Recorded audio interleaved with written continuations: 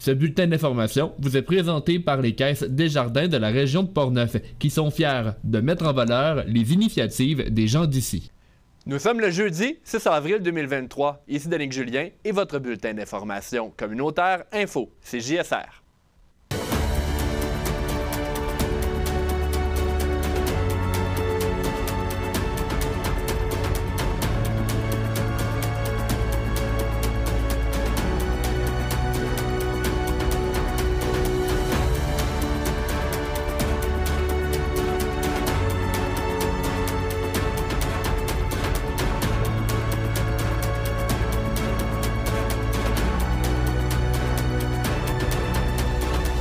Cette semaine, on parle des nouveaux infirmiers et infirmières qui sont arrivés dans la région de Portneuf et qui ont débuté leur cours.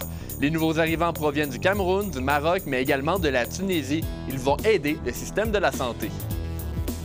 Il sera également question du nouveau service de garde en place à Saint-Léonard de Portneuf.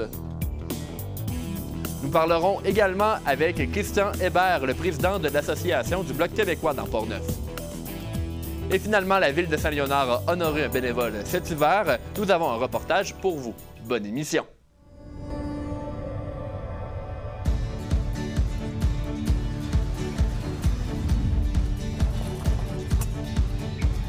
Ici, on se crée des souvenirs au fil des saisons et on vit au rythme de nos passions.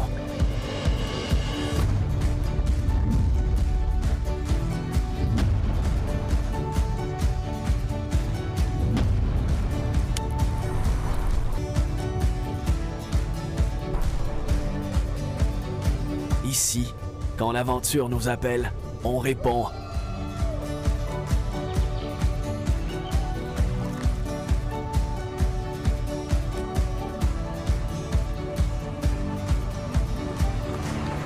Ici, à Saint-Raymond, ma destination pour un séjour plein air réussi.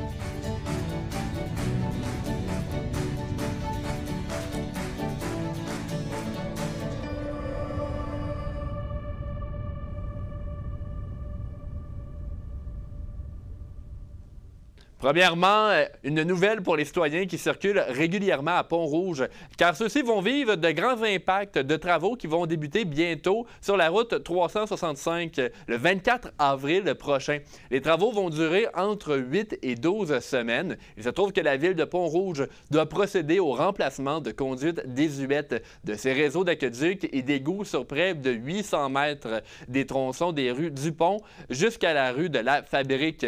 La ville assure que ces conduites démontrent des signes importants de détérioration. Ces travaux majeurs doivent être réalisés le plus rapidement possible. La circulation sera possible en alternance durant une bonne partie des travaux. Cependant, Pont-Rouge suggère aux automobilistes d'emprunter un autre itinéraire, plus particulièrement lors des heures de pointe. Afin de faire circuler l'information facilement concernant ces travaux, il y a également un portail web sur le site web de la ville qui est disponible. Les usagers vont pouvoir connaître le développement des travaux ainsi que les entraves que ceux-ci causeront à la circulation. On parle maintenant d'élections partielles qui se sont tenues à Saint-Léonard de Portneuf dans les derniers jours. C'est M. Cédric Champagne qui a remporté ces élections et qui devient donc le conseiller municipal au poste 2. M. Champagne a obtenu 76 votes contre Benoît Lortie qui, lui, en a obtenu 55. Il s'agit d'un écart de 21 votes entre les deux candidats.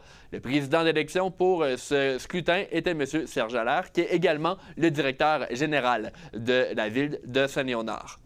Parlons maintenant du défi Ose entreprendre de la MRC de Portneuf qui a eu lieu jeudi dernier. Comme vous le savez, Diane Martineau de la MRC et Louis-Maxime Renaud du Carrefour Emploi de Portneuf étaient avec nous pour discuter des entreprises gagnantes. Mais voici un petit récapitulatif.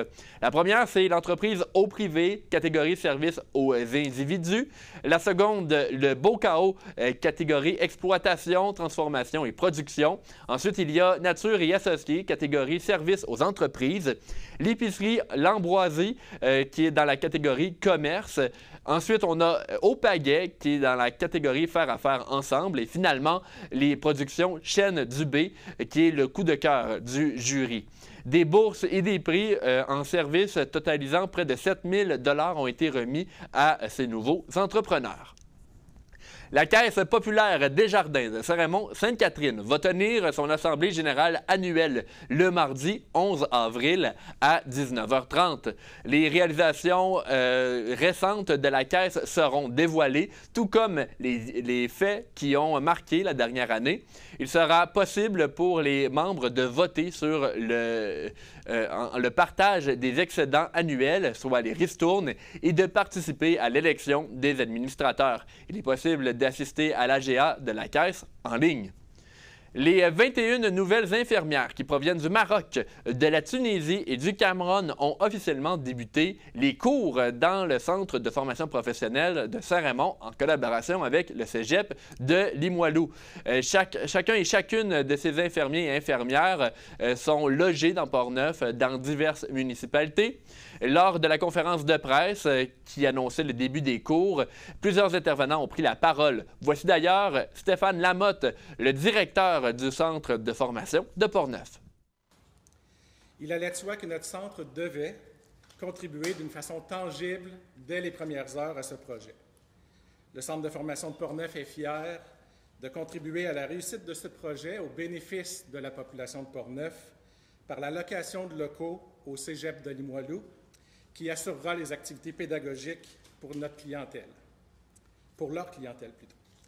Ainsi, nous sommes très heureux d'accueillir nos infirmiers et infirmières depuis ce matin en nos murs, et ce jusqu'en mai 2024.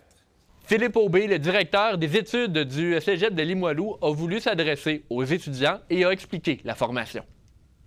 Vous avez été sélectionné parce que vous aviez une formation en soins infirmiers, puis vous aviez de l'expérience en milieu de travail dans votre pays d'origine. Tout ça pour réaliser un grand projet de vie avec votre famille et venir répondre aux besoins en personnel soignant ici, dans Portneuf. Nous reconnaissons l'importance du projet pour vous et vos proches, pour la communauté de Portneuf également, et nous saluons votre courage, votre détermination pour commencer une nouvelle étape de votre vie avec nous. Je souhaite maintenant expliquer la formation, donc plus en détail. Donc, dans la prochaine année, les candidates et les candidats qui sont ici présents vont recevoir la formation Intégration à la profession infirmière du Québec, qui est une formation d'appoint prescrite par l'Ordre des infirmières et infirmiers du Québec pour apprendre les protocoles, les techniques, les approches qui sont adaptées à la réalité sociale et culturelle du Québec. On parle donc d'un tronc commun, donc d'un bloc de 915 heures de formation qui comprend 300 heures de théorie, 255 heures de laboratoire et 360 heures de stage qui sera offerte à tous les étudiants et étudiantes. Les intervenants de ce dossier assurent que diverses activités d'intégration seront proposées aux nouveaux arrivants et leurs familles dans les prochains mois. À Saint-Léonard de Portneuf, maintenant, cet hiver, la communauté a rendu hommage à Paul-Émile Tardy, un bénévole bien impliqué dans la municipalité. Voici le reportage que j'ai réalisé à ce sujet un peu plus tôt cette semaine. À Saint-Léonard de Portneuf, lors de la fête familiale s'étant tenue cet hiver, la municipalité a rendu hommage à un bénévole qui s'était grandement impliqué dans les loisirs de la ville en prenant en charge le préau pendant de nombreuses années. Il s'agit de M. Paul-Émile Tardif, bien que l'ensemble des citoyens de Saint-Léonard le surnommaient Popol. M. Tardif a longtemps opéré un restaurant aux abords du préau de la municipalité, en plus de s'occuper de la patinoire l'hiver. Selon les dires du maire de Saint-Léonard, M. Achille Gladu, Paul-Émile Tardif était connu de tous. Qui ne connaît pas Paul-Émile Tardif? C'est impossible, tout le monde le connaît ici à Saint-Léonard de Portneuf. Il a tellement été impliqué. Puis c'est un homme qui est le fun parce qu'il a fait les générations, il était le tampon entre les générations, autant pour les jeunes de 7 ans jusqu'à 80 ans.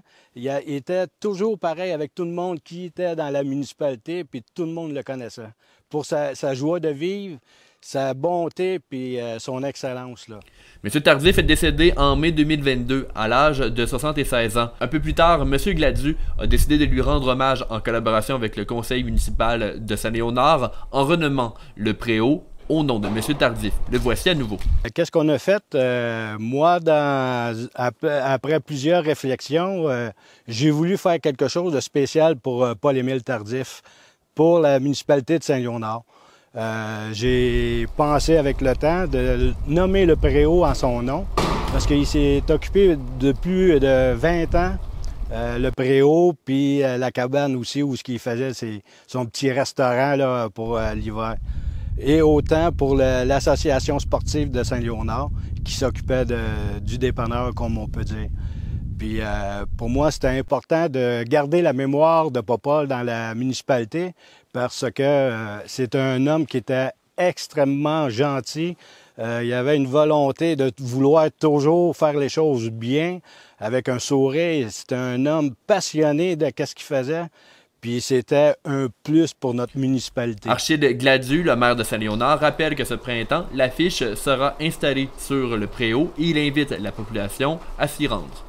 Bien, moi, qu'est-ce que je pourrais dire? Je vais inviter les gens de venir voir quand on va installer au printemps un peu plus tard la pancarte qu'on a faite à son nom, de venir la voir puis de voir les lieux où ce qui était Popol. Je comprends que dans la municipalité, il y en a beaucoup qui le savent, mais il y en a d'autres familles qui viennent d'arriver, qui sont peut-être plus ou moins au courant. Bien, je les inviterai de venir voir. C'était Danick Julien pour CJSR. Suivons maintenant notre bulletin d'information Info CJSR. Vous le savez, à Saint-Léonard de Portneuf, il y a eu récemment en fait une nouvelle garderie qui a ouvert ses portes. Alors tout de suite, nous allons aller vers le reportage qui a été réalisé pour vous un peu plus tôt cette semaine. Un nouveau service de garde en milieu éducatif a fait son apparition dans la municipalité de Saint-Léonard de Portneuf. Ce service de garde s'est installé dans la sacristie de l'église de Saint-Léonard après un accord avec la paroisse Saint-Raymond-du-Nord. Il est opéré par Mme Caroline Gagné et Noémie Goyette. L'initiative a débuté il y a moins d'un an à Saint-Léonard, alors que la directrice adjointe du CPE Kangourou, Mme Geneviève Leclerc, a discuté avec les intervenants du milieu pour améliorer la couverture de services de garde dans la municipalité.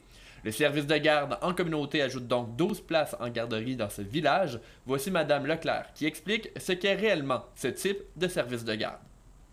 Bien, en fait, un service de garde en communauté, c'est une façon d'offrir des places rapidement dans le réseau. Donc, c'est un processus très rapide qui, dans le fond, est beaucoup moins coûteux que la construction d'un CPE, par exemple. Donc, ça se fait sur un laps de temps très court, puis ça offre en fait maximum 12 places dans le fond, donc 2 responsables de garde qui peuvent travailler en collaboration. Ça sert aussi à briser l'isolement de certaines responsables de garde parce qu'on sait qu'une responsable de garde en milieu familial, par exemple, travaille seule à la maison. En général, ils peuvent travailler à 2 à 9, mais là, ils ont un ratio de 2 dans le fond éducatrices pour 12 enfants. Fait que, c'est aussi un autre avantage, puis ils peuvent se partager des tâches aussi ensemble, dans le fond, créer un partenariat entre elles. La mise en place fut relativement rapide selon Mme Leclerc. La voici à nouveau. En fait, nous avons comme mission de faire de la prospection, donc pour essayer de développer des places dans le réseau assez rapidement. Donc, j'ai communiqué avec le directeur, dans le fond, de la ville de Saint-Léonard, et puis en lui demandant s'il y aurait peut-être un potentiel local disponible pour faire un service de garde en communauté. Puis, suite aux discussions qu'on a eues, en fait, on a organisé une rencontre avec les gens de la fabrique également. Puis, on est venu faire, dans le fond, des visites, puis on a convenu que ce serait un bel emplacement. En général, c'est un processus qui prend environ de 1 à 3 mois avant l'ouverture, si on a des requérantes qui sont intéressées à les opérer. Parce que, évidemment, avec la pénurie de main-d'œuvre, parfois, on a de la difficulté, mais il y a des gens très, très intéressés à opérer ce genre de service de garde. C'est un total de 9 projets de ce type qui ont pris leur envol dans la MRC de Portneuf depuis 2022. En fait, depuis le mois d'août, 6 services de garde ont fait leur apparition dans la région, incluant Saint-Léonard. On en a 2 actuellement d'ouverts à Pont-Rouge. On en a un à Saint-Raymond qui est ouvert également. On en a un à Sainte-Christine. Ensuite, on en a un à Saint-Casimir, en fait, qu'on essaie d'ouvrir, mais qu'on a l'approbation. Mais celui-là, on a plus de difficultés étant donné qu'on ne trouve pas encore de requérantes qui veulent l'opérer. Oui. Ensuite, on en a 2 à Portneuf qui sont autorisés. Et puis, on en a un autre de soumis pour Pont-Rouge également. Si l'on revient directement à Saint-Léonard, le pourcentage de couverture pour les services de garde a augmenté brusquement avec ce nouveau service. En fait, on avait un taux de couverture selon les statistiques de la population, là, dans le fond du dernier recensement, de 48 % avant l'ouverture ici. Et puis, depuis qu'on a ouvert la sacristie, en fait, on est à un taux de couverture de 70 % selon les besoins là, de la population dans le secteur. Donc, avec ça, j'imagine qu'il va... c'est encore dans votre objectif d'augmenter ce pourcentage? Bien, idéalement, on aimerait des 100 % dans toutes les municipalités. Par contre, c'est sûr que ce sont des objectifs qui sont quand même assez difficiles à réaliser. Mais oui, effectivement, si on a d'autres possibilités avec d'autres locaux, puis on est capable, on a de la place dans notre permis, on pourra effectivement développer plus de place. Pour les deux responsables, le service de garde en milieu communautaire permet de travailler avec une collègue en plus de permettre le partage de tâches. Voici Noémie Goyette. Bien, il y a plusieurs avantages. Une des principales qui est venue principalement me chercher, c'est qu'on peut travailler à deux. Donc, dans les locales qui permettent d'accueillir 12 enfants, on peut chacun avoir notre groupe. Donc, premièrement, travailler à deux, je trouve que c'est vraiment une belle opportunité parce que chaque éducatrice a ses forces, ses faiblesses. Puis lorsqu'on travaille à deux, on partage des tâches puis on peut vraiment maximiser tout notre potentiel avec les enfants. Ensuite de ça, bien, les journées sont plus agréables au sens où est-ce qu'on a une figure adulte avec qui discuter puis remettre en question nos observations qu'on a face aux enfants. Puis, ce qui est génial, c'est qu'habituellement, on peut travailler à deux seulement lorsqu'il y a une responsable et une assistante, alors que cette fois-ci, on est vraiment deux responsables. On a chacun notre propre groupe, notre salaire complet, donc il n'y a personne qui vient être affecté par ça. Donc, c'est vraiment une belle avantage. Donc, au niveau du gouvernement, là, vous avez chacune vos subventions. Oui, exactement. Puis moi, je pourrais prendre la décision, par exemple, d'ouvrir 5 places. Donc, je pourrais avoir un plus petit groupe parce que moi, j'aime mieux quand c'est plus tranquille. Donc, on a chacun nos prises de décision qu'on peut faire face à notre groupe de 6 enfants qu'on est responsable. Les deux responsables de ce service de garde, Caroline Gagné et Noémie Goyette, ont tenu à souligner l'importance de l'aide de la communauté pour la mise en place de ce service de garde, notamment l'aide d'un certain Fernand Hardy. Fernand, ça a été un grand lien entre nous et la communauté. Définitivement, il nous a très bien accueillis. Puis il a aussi, il a permis du côté du BC Kangourou, il a permis aussi à tout régler. Là, dès qu'il y avait des petits problèmes, c'était lui qui servait énormément bien. Puis sa présence, son aide a été incroyablement aidante. Exactement. C'est quelqu'un de très généreux qui nous a aidés énormément pendant qu'on était en train de placer tout ce beau local-là. Les locaux de la sacristie ont tous été rénovés pour la mise en place de cette garderie. C'était Danick Julien pour CJSR. Le Parti politique fédéral Bloc québécois a tenu une assemblée générale et aussi son congrès de circonscription du Bloc québécois le 25 mars dernier à Saint-Augustin-de-Desmaures. Pour nous en faire un résumé, nous avons avec nous M. Christian Hébert, le président du parti, en fait, dans la région. Bonjour, M. Hébert. Bonsoir, Danick. Vous allez bien? En pleine forme. Eh bien, on vous remercie d'être avec nous ce soir, M. Hébert, pour discuter de cet événement-là. Qu'est-ce qu'on peut retenir là, des dernières assemblées, de la dernière Assemblée générale du Bloc québécois? C'était une assemblée qui était vraiment particulière. À chaque année, on a notre assemblée, mais cette année, c'était l'Assemblée générale annuelle combinée avec le congrès de circonscription. Une à deux fois par décennie. La dernière fois, on avait eu un congrès de refondation, le Bloc québécois, en 2019. Mais le vrai congrès national où on revoit, où tout est ouvert, toutes les idées sont ouvertes, c'était en 2015. C'est vraiment particulier. Au mois de mai prochain, on va avoir notre congrès national où on va adopter la proposition générale qui est un peu pour nous notre constitution, la future constitution du Québec qui jette les bases de notre parti. Et de ce congrès national-là, on décline un congrès régional et un congrès de circonscription, ce que l'on a vécu le 25 mars. Et parlons un peu justement pour le parti. Quelles sont les préoccupations pour le Bloc québécois là, en 2023? C'est très clair. Une proposition générale, comme on a traité au Congrès, on traite tous les points de notre société. Nous, on se retournait vers nos membres et on leur demandait quels sont vos enjeux principaux. Qu'est-ce que la nature même, l'essence de Portneuf-Jacques-Cartier peut emmener à l'ensemble du Québec et de notre grand parti? Et on a eu 4 propositions principales qui ont été retenues qu'on va emmener au mois de mai au Congrès national, soit une au niveau de nos travailleurs de l'assurance emploi maladie longue, au niveau fédéral. Bien sûr, les dérèglements climatiques, nos enfants et la nature même de qu'est-ce qu'un Québécois, avec comment la façon qu'on accueille nos nouveaux arrivants. Et arrêtons de laisser le fédéral définir qui est Canadien et par le fait même qui est Québécois, mais nous, comme société d'accueil, là, comment on se définit, puis c'est qui comment on peut être plus ouvert aux gens qu'on accueille et qu'on reçoit ici, là, sans se le faire dicter par l'étranger. Donc, dans ce point-là, on parle vraiment en fait, de l'immigration, avoir plus de contrôle sur l'immigration. Est-ce que je comprends bien ce que vous dites? Oui.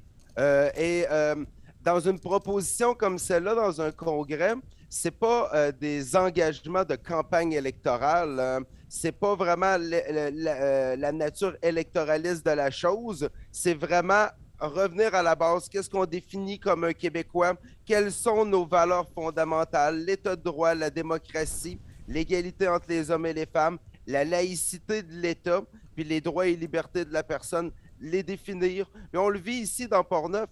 On a des nouvelles infirmières qui sont arrivées dans Portneuf, qui viennent du Cameroun, de différents pays. Est-ce qu'on va laisser le fédéral décider?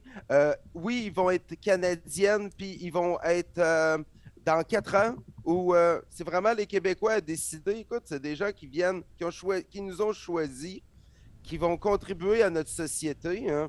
Quant à moi, une fois qu'ils sont ici, ils ont trouvé leur emploi, ils ont toutes leurs bases. Quant à moi, puis je crois que c'est la même chose pour toi, ça devient des Québécoises. Leurs conjoints qui ont incorporé nos entreprises ici deviennent des Québécois. Fait arrêtons de se laisser définir par les autres qu'est-ce que sera un Québécois. Puis nous autres même définissons-le, puis c'est le temps d'avoir une ouverture plus ouverte, hein, au niveau de l'accueil de nos gens. Et ce qui nous a particulièrement frappé, c'est tellement de sujets qu'on entend parler, mais des fois, les gens sont vraiment terre à terre. Et c'est la proposition qui est vraiment unique à Portneuf-Jacques-Cartier qu'on va porter de façon prioritaire au niveau national. C'est au niveau de l'assurance emploi-maladie. V'là des années, on réalisait qu'au Québec, dans un autre sujet, mais qui était géré par l'assurance emploi, qu'au niveau de l'assurance parentale, le fédéral n'était pas là du tout, hein. On a décidé de rapatrier de l'assurance chômage vers le Québec cette responsabilité-là et de créer le régime québécois d'assurance parentale, ce qui fait qu'aujourd'hui, on est le Québec le plus avancé au Canada, hein, pour qu'est-ce qui est des jeunes familles puis de notre régime d'assurance parentale. Maintenant, c'est ce qu'on dit, les maladies longues, on doit récupérer au Québec ces droits-là. Présentement, vous avez un cancer, qu'est-ce qu'on entend par des maladies graves, hein? Oui. Et le moment où vous avez votre dernier traitement de chimiothérapie ou de radiothérapie, allez jusqu'à l'année passée, le gouvernement disait vous avez 10 semaines, hein, pour le chômage, puis après vous devez retourner travailler, hein.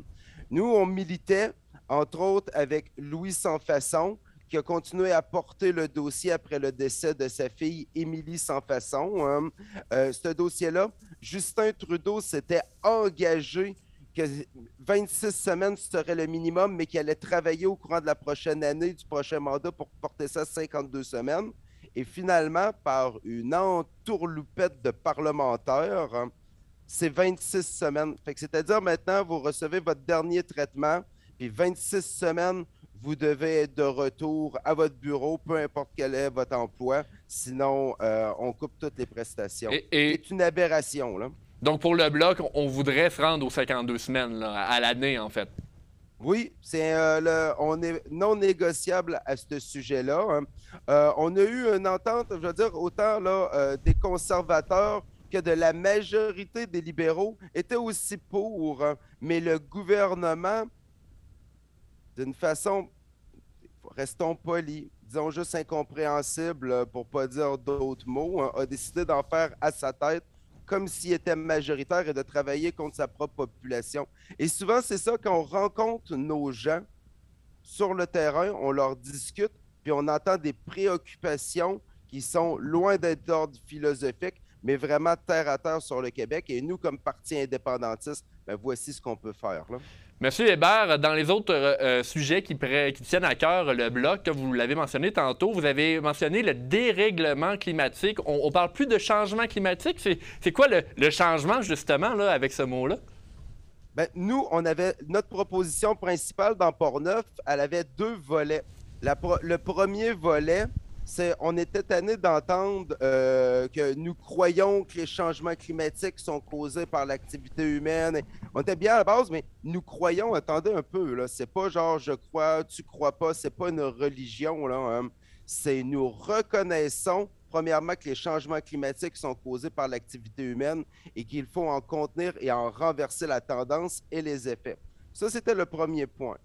Maintenant, comme je t'ai dit, une proposition, ça devient un peu comme notre constitution, notre document de base. Fait que si on parle aux gens, pas pour être populiste, mais dans le langage courant, les gens vont utiliser la terminologie changement climatique. Mais les scientifiques, ça fait déjà des années qu'ils n'utilisent plus changement climatique. Ce pas des changements, c'est des dérèglements climatiques. Fait qu'au moins qu'on le met dans les documents, que ce soit bien écrit, la bonne terminologie scientifique. Maintenant, qu'on en parle entre nous autres, c'est pas une erreur de parler de changement climatique, mais ça vaut la peine. C'est pas juste un changement, c'est des dérèglements qu'on vit ponctuellement plus fort. Fait que oui, si on veut parler d'une chose, on veut avoir une certaine crédibilité, ben le volet, une des responsabilités d'un parti, de vos prochains députés, c'est de parler justement et des fois d'apporter ce volet éducatif-là. Hein. Monsieur Hébert, on arrive vers la fin de notre entrevue. Je veux quand même parler des membres du parti pour la circonscription de Portneuf. Évidemment, là, c'était l'Assemblée générale annuelle. Est-ce qu'on a encore un bon nombre de membres pour le parti? Oui, très fort. On est bien heureux. Depuis 2019, c'est une montée croissante, autant au niveau du membership qui se consolide année après année. On a des nouveaux jeunes qui rentrent dans notre équipe. Ça fait un bel équilibre des premiers militants indépendantistes qui ont fondé notre parti à une nouvelle génération. C'est très plaisant. Au niveau du financement, c'est un peu ça le but d'un exécutif, c'est de maintenir la machine pour être prêt quand n'importe quand le gouvernement va déclencher une campagne électorale, d'avoir l'équipe et les finances pour pouvoir y faire face. Fait que oui, pour ça, on a une grande fierté dans Portneuf d'avoir atteint pour une 4e année consécutive nos objectifs de financement. On a une circonscription qui est très en santé. Hein. Alors, Christian Hébert, président de la circonscription du Bloc québécois dans Portneuf, est-ce qu'il y a quelque chose que vous voulez dire en terminant à la population qui nous écoute? Je salue tous les citoyens. Il va y avoir, vous avez entendu parler, il va y avoir des changements importants dans la circonscription. La circonscription de Portneuf-Jacques-Cartier qui était constituée de Portneuf, Saint-Augustin et la MRC de la Jacques-Cartier. La MRC de la Jacques-Cartier va être divisée au niveau de la carte électorale. On parle principalement là, de Sainte-Brigitte de Laval et du lac Beauport qui vont passer là, du côté de Charlevoix. On comprend les inquiétudes des citoyens, des élus aussi qui vont avoir double représentation à faire. Mais oui, on reste à votre écoute, puis ça va être un plaisir de vous rencontrer sur le terrain. Hein. Christian Hébert, on vous remercie d'avoir été avec nous ce soir. À très bientôt. On poursuit maintenant dans votre bulletin d'information. Au retour de la pause, Charles Laviolette nous offre un reportage sur les cabanes à sucre à ce temps-ci de l'année. Restez des nôtres.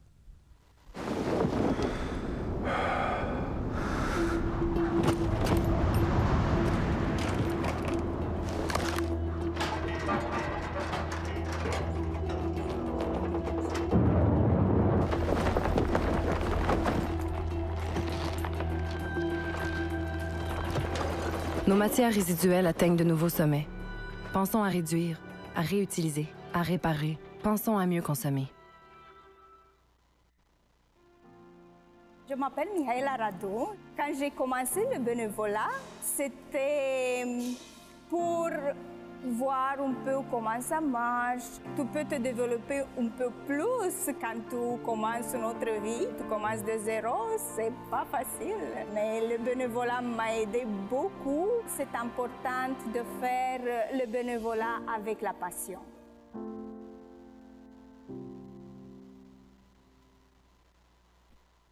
Cette semaine, Charles Laviolette a visité 2 cabanes à sucre pour voir comment ça s'annonçait cette saison, cette fameuse saison des cabanes à sucre, mais également a posé plusieurs questions aux propriétaires. Voici maintenant son reportage.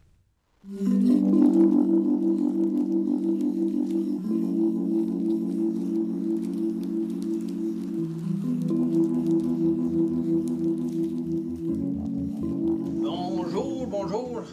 Moi, je suis Sylvain Deshaies. La cabane à sucre ici, c'est La Sucrière, qui appartient à ma conjointe Manon Brazeau. Alors, la saison 2023 commence pratiquement aujourd'hui, parce que les pluies de samedi ont détouré les arbres encore un peu plus. Alors, on a la chance d'avoir une belle saison qui s'en vient. On va commencer à bouillir cet après-midi. Mais j'aurais dû normalement bouillir mercredi passé, mettons, ma première bouillette. On pense qu'il reste un bon 3 semaines et demie, 3 semaines. Et ici, c'est une érablière à frêne, parce que la repousse, c'est du frêne. Mais le fond de terre, c'est du calcaire, c'est le banc de roc des Grondines. Dans le fond, c'est le même banc de roc Grondines puis des carrières de Saint-Marc. Alors, les arbres s'agrippent après les feuilles du roc parce qu'on a à peine un pied de matière organique. C'est pas la matière organique qui retient les arbres, c'est vraiment les racines qui sont prises dans le roc. Évidemment que ça influence l'eau. L'eau est plus forte en calcaire dans le fond des pannes. Le lavage doit être beaucoup plus fréquent, pour ne pas dire tous les jours. À chaque 8 heures de bouillage, il faut enlever le calcaire qu'il y a dans le fond des pannes.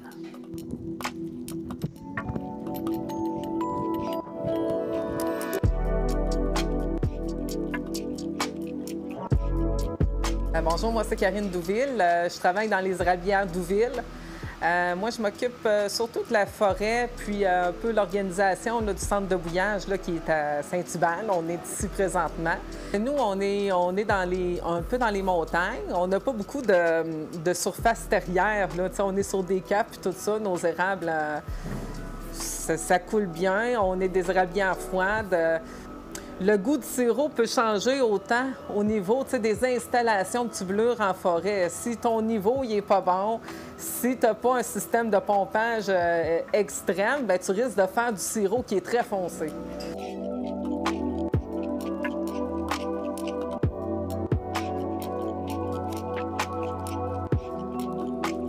On a le feeling que plus au sud, ça coule plus. Bien, ça coule plus de bonheur, mais ça ne veut pas dire que ça coule plus, là, au contraire. Ce qui part plus tard, le sucre n'est pas disparu. Là. Le sucre est encore dans l'arbre, donc il va sortir. Moi, j'ai des érablières chaudes puis froides. La différence, c'est qu'aujourd'hui, j'en ai une que j'ai faite 1,40 livres à l'entaille, puis j'en ai une aussi qui a fait 0,17 livres à l'entaille. Ça, on parle des flancs qui sont directement au soleil. Fait que des fois, ça va faire en sorte qu'il y a 2 degrés de plus de chaleur dans ces érablières-là. Fait qu'eux autres, ils coulent, mais les froides, ils couleront pas parce qu'il y a de l'ombrage, puis c'est plus froid aussi.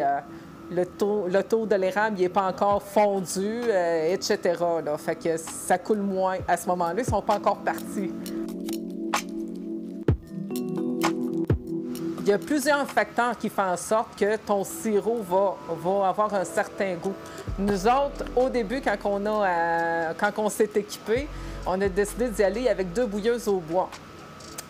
Pourquoi le bois? Parce qu'on avait le choix aussi avec l'électrique, mais l'électrique, ça donnait pas un goût. L'effet de Maillard n'existait pas à ce moment-là, dans ce sirop-là. Donc, ça donnait pas un sirop qui était très caramélisé. Donc, on a opté pour des bouilleuses au bois, justement, pour développer ce goût-là. Puis, aussi, on a des concentrateurs qui montent quand même assez haut. Ça, ce qui fait en sorte que le temps de bouillage est moindre. Donc, pour du sirop, on fait du sirop quand même très pâle, du 2A, du A, bien, je dirais du doré, du membré, plus souvent qu'autrement.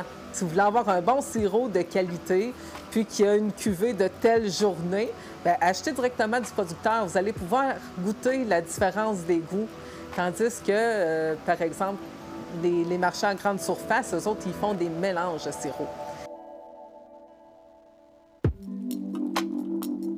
Bien, en fait, c'est toujours la lune de Pâques qui mène. Ça coule toujours à Pâques. Même si le monde va plus à messe, ça coule à Pâques. Fait que si Pâques est dans le milieu du mois comme il est là, donc plus proche de la deuxième demi du mois, là, ben ça va couler un petit peu plus tard, ce qui est normal. Si le Pâques sera le 25 mars, bien, ça aurait commencé plus tôt, là, pour finir plus tôt. Mais ça coule toujours à Pâques, ça, c'est comme indéniable. Là. Moi, je m'appelle Richard Will. Je fais des sucres depuis toujours. J'ai 72 ans. J'ai commencé à l'âge de 5 ans à aller à la Rivière avec mon père. Puis, je me rappelle les premiers souvenirs que mon père faisait ça d'un gros chaudron de fonte sur un feu ouvert attaché avec une gaule au-dessus du feu. On faisait des sucres avec 300-400 entailles.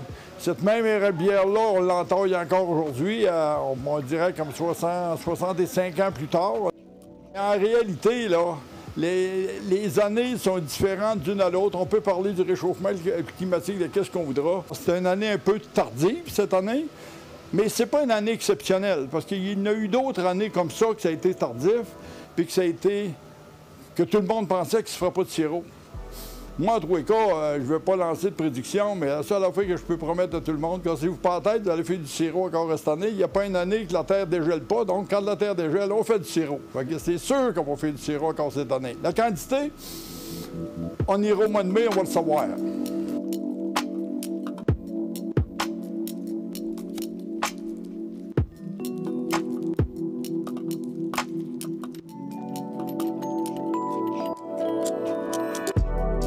Il y a quelques semaines, la Maison Plamondon annonçait les projets suivis pour être soutenus par l'initiative Pied de biche, levier créatif. Je me suis entretenu un peu plus tôt cette semaine avec la chargée de projet, Sarah Michel, pour en apprendre davantage. Voici l'entrevue. On parle maintenant de l'initiative de la Maison Plamondon, le Pied de biche, levier créatif, et avec la chargée de projet, Sarah Michel. Sarah, bonjour. Bonjour, Danick. Merci d'être avec nous pour parler du levier créatif. Bon, il y a quelques mois, on avait eu l'occasion de se parler pour savoir c'était quoi, mais est-ce qu'on peut avoir un petit rappel sur ce qui était l'initiative du levier créatif? Ben oui, dans le fond, ce projet-là se veut un projet de mentorat pour les jeunes de la région de Portneuf, un mentorat artistique. Le but à la base, c'est d'un peu sortir les jeunes de l'isolement aussi des régions, puis pouvoir créer des liens entre tous les artistes des différentes régions. On sait qu'il y en a plusieurs. Par contre, il n'y a pas tant de plateformes ou de lieux où tous les artistes de la région sont mis en avant-plan, puis où ils peuvent se rencontrer. Fait que des fois, pour les jeunes, c'est un peu plus complexe encore d'être capable de se représenter. C'est quoi être artiste en région? Donc, ce projet-là vise à les faire essayer la vie d'artiste sous différentes disciplines, là, selon les projets qu'ils auront déposés. Vous avez quand même une très belle banque de mentors là, pour le Pied de biche. Je pense que c'était plus qu'une cinquantaine. Si mon souvenir est bon, là, je suis environ à 46. Mais de mon côté, moi, je continue à recevoir des gens qui veulent s'inscrire. C'est sûr qu'à la base, quand moi j'ai contacté les gens, le site Internet n'existait pas. Comme c'était un projet qui avait l'air un peu hypothétique. Là, maintenant que le site existe, qu'on voit un peu plus c'est quoi le projet, que l'appel de projet a été fait, que c'est plus concret, il y a des personnes qui étaient hésitantes là, qui reviennent vers nous, qui veulent s'investir. Puis il y en a d'autres que je ne connaissais pas du tout. Parce que, on a quand même fait une recherche à savoir qui étaient les artistes de la région, puis il y en a encore que je ne connaissais pas qui me contactent, et tant mieux. C'était ça le plan, là, de répertorier là, tous les artistes de la région en même temps. Donc, dans les années futures, vous allez avoir un meilleur répertoire, j'imagine, là, pour on espère, mais c'est déjà le cas là, en ce moment. Oui, ça va. Et justement, vous aviez le choix, en fait, il y a eu tout un processus avec les artistes.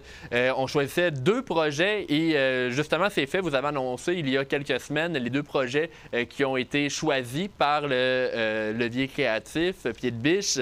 Le premier, c'est le mur de Gabriel Camper-Hinton et de Marek Langlois. Est-ce que tu peux nous parler de ce projet-là un peu? C'est un projet multidisciplinaire. En fait, il faut dire que l'appel à projet était pour les jeunes et non pour les mentors, là, juste repréciser la chose. Donc, on a reçu quand même une belle quantité de projets et ce projet-là répondait quand même à plusieurs des critères qu'on avait, c'est-à-dire le côté multidisciplinaire du projet. Donc, je vais comment dire, je vais vous donner un peu le portrait de ce que c'est, mais comment on veut que les projets évoluent, puis que ça se peut qu'ils changent aussi à travers le projet de mentorat. C'est un peu ça le but, là, de les accompagner pour voir si le projet change en cours de route. Je vais vous donner la base, mais ça se peut qu'à la fin, la diffusion soit autre chose. Donc, ça se veut en fait un mur dans lequel il y a à la fois des photos des plantes indigènes de la région qui sont intégrées. En même temps, c'est une structure de bois un peu en sculpture. Donc, ce mur-là, ça veut une représentation du territoire, de ce qui a été, de ce qui va venir. Donc, le projet qui a été remis par les deux, en fait, Marek est celui qui a dessiné le projet, qui est plus dessinateur, qui aime le côté sculpture. Gabriel, de ce que j'ai compris, s'en va dans un DEP en photographie. Donc, elle, c'est plus l'aspect de la photographie qu'elle vient chercher avec ce projet-là. Donc, ils sont bien ouverts à avoir plusieurs mentors pour réaliser ce projet-là, finalement. Et parlons-en des mentors. Est-ce qu'il y a eu des noms qui sont sortis là, après avoir choisi ce projet-là? Oui, bien en fait, souvent, ce qui m'a surpris, moi, parce que j'ai rencontré les jeunes là, pour savoir qu'est-ce qu'il en était de leur projet, s'il y avait justement des mentors en tête. Souvent, les jeunes ne connaissaient pas nécessairement les gens sur le répertoire, donc ils restent assez ouverts. C'était un peu le but aussi, et c'est pourquoi ils sont venus me chercher pour faire le projet, c'est-à-dire que je connais bien plusieurs personnes de la région, je suis moi-même artiste et artisane, donc je vais être capable de bien guider les jeunes vers des mentors. Donc, à la mi-avril, bientôt, on va rencontrer les 3 jeunes en même temps. On va leur suggérer différents mentors. Eux, de leur côté, vont mieux regarder le répertoire aussi, puis visualiser avec qui ils ont envie de travailler. Puis à ce moment-là, nous, on va dévoiler avec qui ils vont faire les projets, là. Parlons maintenant du second projet qui a été accepté pour le levier créatif. C'est de la musique à l'image pour Devon B. Rioux. Qu'est-ce que c'est que ça? Oui. Devon, en fait, il nous a envoyé une composition instrumentale au piano qu'il a enregistrée et réalisée, composée, alouette, toute. Son désir était de joindre d'autres instruments, donc d'aller chercher des musiciens de la région pour venir accompagner cette pièce-là, mais aussi de mettre en image cette pièce-là. Donc, la mise en image, là, pourra être faite à la fois en graphisme ou ça peut carrément être autre chose. Là, on peut y aller, ça va dépendre de sa créativité puis de vers où il a envie d'aller là, pour mettre cette vidéo-là en image. Fait qu'il y a comme 2 volets encore, c'est encore multidisciplinaire pour Devon. Donc, pour les 2 projets dont on vient de parler, il va y avoir du mentorat, mais il n'y a pas que ça dans Pied de biche, levier créatif, parce que tous les autres projets qui ont été acheminés, en fait, il va y avoir une autre banque de mentorat pour ces projets-là. Comment ça fonctionne? Oui, en fait, c'est sûr que nous, c'est une première année. On met en branle le projet. On a un certain budget. On avait élaboré aussi une quantité d'heures de mentorat pour chacun des projets. Puis, on a trouvé que chacun des projets méritait un petit coup de main aussi, puis entrait tous dans les cases et ce qu'on avait demandé par rapport au projet. Donc, on trouvait ça triste de les laisser, repartir et les mains vides. Puis, comme je disais tantôt, moi, suite aux entrevues que j'ai faites avec les jeunes aussi, c'est un jury qui a fait le choix vraiment des projets. Là. Moi, j'en faisais pas partie, j'étais neutre, mais j'ai quand même rencontré les jeunes avant, puis on trouvait vraiment que l'isolement faisait partie des besoins qui ressortait, c'est-à-dire le besoin de rencontrer d'autres mondes, pas un besoin d'isolement, mais un besoin de rencontrer des gens. Donc, on s'est dit qu'on allait faire une première rencontre le 28 juin, qui est comme un événement contact où tous les jeunes qui ont déposé et les mentors pourront se rencontrer. Donc, il y a plusieurs personnes, mais en même temps, ça se veut intime, ça se veut un premier contact là, pour qu'il y ait un réseau. Puis, on a décidé de donner une banque d'heures de 2 heures à chacune des personnes, en fait, qui ont déposé. Puis, en fait, chacun même a eu un service personnalisé, là, c'est-à-dire que chacun a reçu un courriel lié à son projet de comment il pourrait, vers qui il pourrait aller comme mentor ou quelle option existe pour le genre de projet qu'il avait envie de faire. Et juste une petite curiosité comme ça, combien de projets vous avez reçus là, à la date limite d'inscription? On avait 9 personnes qui ont déposé et certaines étaient en duo. Donc, en tout, ça faisait 7 projets en tout et partout. Il y en a eu de Saint-Casimir, c'est sûr qu'il y en avait beaucoup de Saint-Raymond parce que ça s'est plus jasé à Saint-Raymond, mais il y en avait aussi de Donnacona. Donc, on a réussi à ratisser large là, en espérant que l'année prochaine, on ratisse encore plus large dans la région de Portneuf au complet. Évidemment, et là, on va en avoir entendu plus parler, donc peut-être qu'il va y avoir plus d'inscriptions à ce moment-là. Oui. Eh bien, Sarah Michel, chargée de projet pour Pied de Biche Levier Créatif, je vous remercie d'avoir été avec nous aujourd'hui. Merci de nous prendre en entrevue et de parler de ce beau projet-là. On vous donnera des nouvelles pour la suite. C'est aujourd'hui que le supermarché Maxi a ouvert ses portes à Saint-Raymond. Voici quelques images de cette inauguration.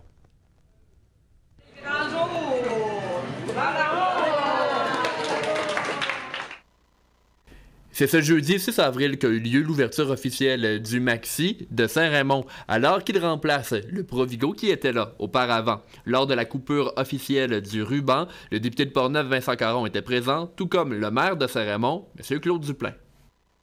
C'est sûr qu'on est fébrile, on est content, on a eu quand même, on a travaillé très fort pour arriver à ce résultat-là, mais on est vraiment très, très content du résultat ce matin.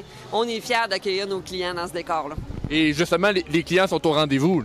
Tout à fait, malgré la température qui était incertaine, on a ouvert nos portes ce matin, puis on avait des gens qui attendaient à l'extérieur. C'était vraiment, on était très attendus, je pense. Lors de l'ouverture, le vice-président division Escompte Québec Maxi chez Lobla a pris la parole pour expliquer un peu pourquoi on avait fait la transition. Si on investit 4,8 millions dans un Maxi, c'est pour faire beaucoup plus de ventes. Donc, si tu fais beaucoup plus de ventes, on a besoin de plus d'employés. Fait que c'est pour ça qu'on Maxi fait l'ajout de 30 nouveaux. Donc, vous ajoutez beaucoup dans la notion de service. Le service était déjà là. Oui, bien, il était là, il était beaucoup présent. Quand on parle de service, les gens vont souvent penser à IGA, il y a plus de services, Métro, Provigo, plus de services. Maxi, on ne peut pas aller à l'extrême. On n'a pas de comptoir de boucherie, on n'a pas de comptoir de poisson. Mais le service va se faire sur le plancher, comme je disais, les caissières, plus de monde dans des départements. On travaille de nuit aussi. De plus, lors de l'ouverture, un montant de 5 000 $ a été remis à SOS Accueil. On entend à nouveau Mme Bernier. À l'époque du Provigo, on reste un joueur quand même impliqué au niveau de la communauté. Puis ce matin, Maxi, on est heureux de remettre un chèque de 5 000 $ à l'organisme SOS Accueil dans le but d'aider les familles les plus démunies de la région. Puis on est heureux là, de participer à la vie collective de Saint-Raymond. C'était Danick Julien pour CJSR. Pour les informations policières maintenant, la Sûreté du Québec avise qu'au cours du long congé de Pâques du 6 au 10 avril prochain, les policiers de la Sûreté du Québec seront présents et vont sensibiliser les usagers du réseau routier à l'importance d'adopter des comportements routiers sécuritaires et à faire preuve de prudence pour réduire les risques d'être impliqués dans une collision. D'autre part, 2 arrestations pour conduite avec capacité affaiblie par l'alcool ou la drogue ont été effectuées dans les MRC qui sont desservis, en fait, dans la région. À Pont-Rouge, c'est le 1er et 2 avril dernier. D'abord, une femme de 45 ans de Donnacona a été arrêtée sur la rue de l'Église dans sa municipalité alors qu'elle conduisait un véhicule malgré un taux d'alcool dans le sang équivalent à près de 2 fois la limite permise selon la loi. Son véhicule a été saisi pour 30 jours. Son permis de conduire est suspendu pour une période de 90 jours. Le lendemain, les policiers de la MRC de la Jacques-Cartier se sont rendus sur les lieux d'une collision près du kilomètre 116 de la route 175. L'enquête sur place a mené à l'arrestation d'un homme de 30 ans de Saint-Monique de Honfleur pour conduite avec capacité affaiblie par l'alcool. L'individu a échoué les tests de l'éthylomètre et a vu son permis suspendu et son véhicule remisé. Au retour de la pause, on parle du moulin Marcoux de Pont-Rouge. Restez des nôtres. Les bénévoles sont partout. Nos activités sportives, de loisirs et de plein air sont rendues possibles grâce au travail de bénévoles. Ici, les bénévoles vous permettent de faire du sport dans votre quartier. Ici, les bénévoles participent à la tenue d'événements locaux. Ici, les bénévoles assurent l'entretien et la signalisation des chemins de randonnée. Dans votre centre communautaire de loisirs, votre association sportive ou votre club de plein air, tout prend vie grâce aux bénévoles. Je t'aime comme un fou. Je t'aime comme un fou. Je t'aime comme un fou.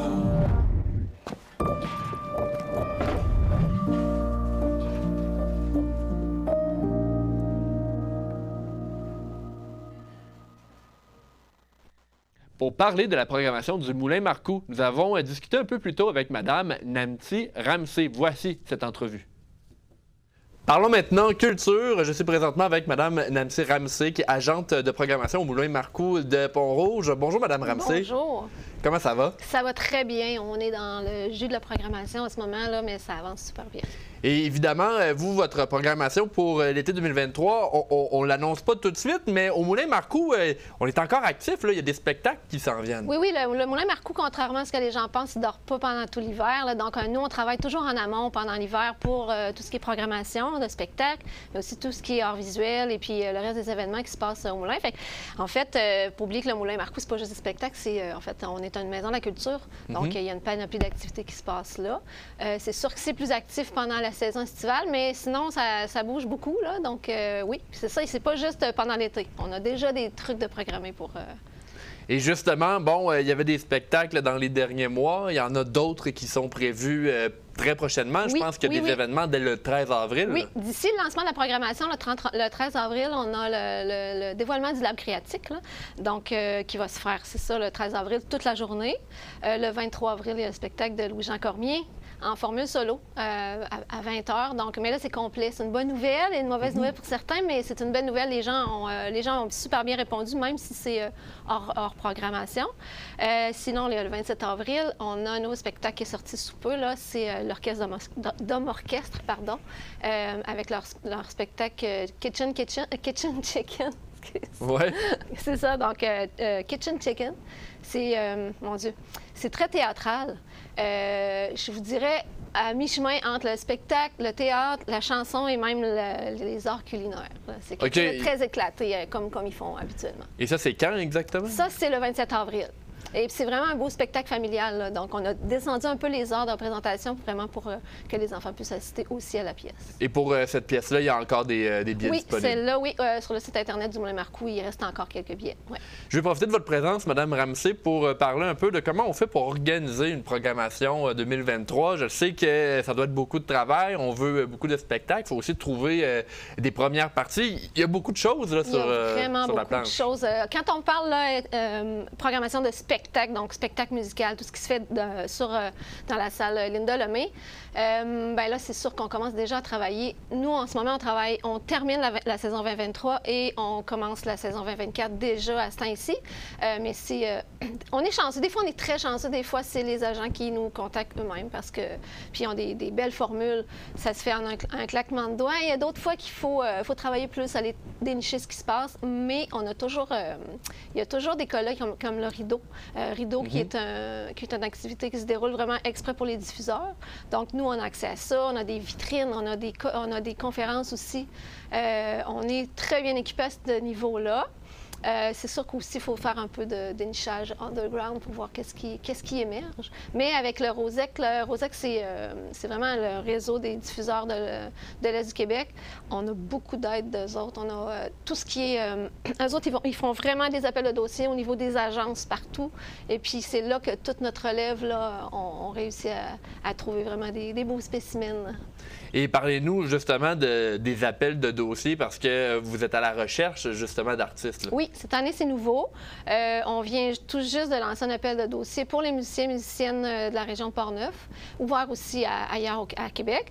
Ce qu'on veut, c'est vraiment, ça s'appelle ma première partie acoustique au Moulin Marcoux. Donc, ça va se passer dans le bar du Moulin, là, qui est vraiment à côté de la salle de spectacle Linda Lemay. Et puis, ça va être des premières parties d'une 20-30 minutes de relève locale, mais aussi de personnes plus connues. Puis c'est ouvert, c'est gratuit. Donc, à partir de 19h, le spectacle se donne. Les gens qui viennent voir le spectacle ont accès, dans le fond, à un bonus là, auprès de la relève. Et c'est jusqu'à quand que les musiciens peuvent s'inscrire pour cet appel-là? Je crois que c'est jusqu'à la mi-mai. Je crois que c'est jusqu'au 8 mai, l'appel de dossier. Alors, on a à peu près un mois là, pour se décider si on veut embarquer là-dedans. Si on parle des autres nouveautés qui attendent le Moulin Marcoux. Bien, cette année, on va y aller fort sur les arts visuels plus que l'année dernière. On donne un bon coup. Là. Donc, on va avoir une belle programmation en arts visuels. Entre autres, des collaborations avec Neuville et puis aussi la Maison Plamondon. Donc, ça va être quelque chose de bien. On a aussi du nouveau au niveau des forfaits des spectacles. Donc, comme c'est un peu plus tranquille l'année passée, post-pandémie, cette année, on vous prépare un forfait. On ne va pas vous dire, on vous garde la surprise pour le dévoilement, mais on va avoir des beaux forfaits très intéressants, justement, pour attirer les gens à venir voir les artistes émergents. Et justement, vous me tendez la perche là, avec la pandémie, évidemment. On sait que ça a été dur pour les salles de spectacle. Est-ce que depuis qu'on a recommencé, le public est au rendez-vous? Est-ce que les habitudes se sont perdues? Les habitudes ont changé, je vous dirais, autant au niveau de la diffusion que la réception des spectateurs. Donc, ce qu'on a senti l'année passée, c'est que les gens étaient plus timides.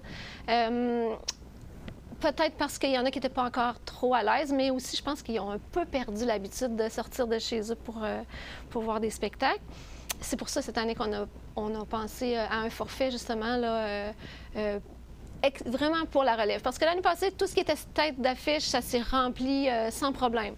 Mais effectivement, comme un peu partout au Québec, on a senti une baisse, là. Peut-être l'inquiétude, mais cette année, je suis confiante que ça va être mieux. Et évidemment, on l'espère là, pour le Moulin que ça se passe bien. Les arts visuels, on sait que c'est quelque chose qui attire également. Est-ce que comment ça fonctionne lorsque vous avez des arts visuels au Moulin Marcoux? Quelqu'un qui veut aller voir ça? En fait, c'est qu'on échelonne plusieurs expositions. Donc, de juin, en fait, de mai jusqu'à octobre-novembre. Dans le fond, tant qu'il y a de l'électricité qui se passe dans le moulin, on a plusieurs salles. Ça dépend. Dans le fond, tout est adapté selon l'artiste. Des fois, les expositions peuvent se donner à l'accueil, à l'entrée. J'en ai d'autres dans le bar. Il y en a à la galerie en haut aussi. Puis ça dépend toujours si ce sont des expositions qui vont être à courte ou à plus longue durée, là, dépendant des installations puis des offres qu'on a à chaque année. Donc, j'imagine, lorsqu'il y a des expositions au Moulin Marcoux et qu'on a un spectacle, on peut, avant d'aller voir le spectacle, voir l'exposition. Est-ce que c'est comme ça que ça fonctionne? Oui, le Moulin Marcoux est ouvert là, en journée et en soirée, les soirs de spectacle. Donc, les gens peuvent arriver avant, effectivement, et puis faire le tour de toutes nos salles et toutes nos expositions. On arrive déjà à la fin de notre entrevue, Mme Ramsay. Est-ce qu'il y a quelque chose que vous voulez dire à la population de Portneuf là, en terminant, concernant peut-être la programmation ou le moulin en général? Bien, le moulin en général, c'est un bijou. Là. On s'attache quand on est là. On rentre une fois, on s'en rappelle longtemps. C'est vraiment un beau site, c'est enchanteur. On est tout près de la rivière Jacques-Cartier. C'est accessible. C'est super accessible. Et puis... il y a vraiment tout ce qui est culturel dans Pont-Rouge, c'est là. Les gens, en fait, géographiquement, c'est bien situé aussi, là. Et puis, en fait, ça vaut la peine d'aller visiter le site Internet pour voir tout ce qu'on a. Là, j'ai parlé un peu comme ça de ce qui se passe, mais il y a plus que ça au Moulin Marcoux. Eh bien, Nancy Ramsay, agente de programmation au Moulin Marcoux, merci beaucoup d'avoir été avec nous. Ça me fait plaisir. En fin de semaine dernière se tenait la finale régionale de secondaire en spectacle. 2 artistes de l'école Louis Jobin y ont participé. Il s'agit donc de Logan Plamondon et de Maëlle Touchette. Logan Plamondon a remporté le prix Coup de cœur du public et le grand prix Long et McQuaid, tandis que Maëlle Touchette a remporté le prix LEDQ, présenté et remis par l'École de danse du Québec. On tient à féliciter les 2 participants.